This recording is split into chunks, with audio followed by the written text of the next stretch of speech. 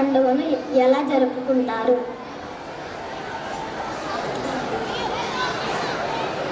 సంక్రాంతి అనేది 3 రోజుల పండుగ. సంక్రాంతి మొత్తం 3 రోజులు.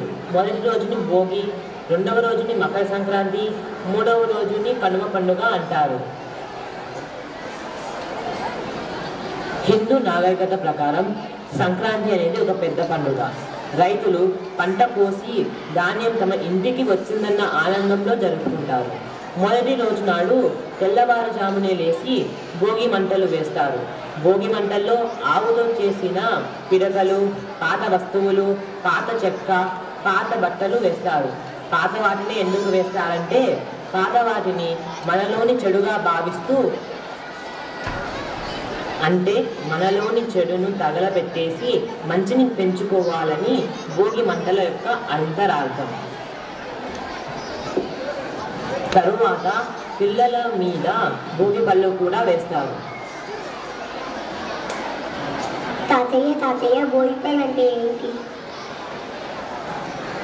ఇదిగో ఇవే భోగి పళ్ళు. ఒకసారి వీటిని రుచి చూడండి.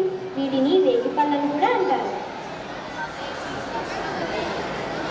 నానమ్మ, చాలా రుచిగా ఉన్నాయి. చాలండి మీ తాత మనవల్ల ముచ్చట్లు. స్నానాలకు వేలైంది కానీ రండి.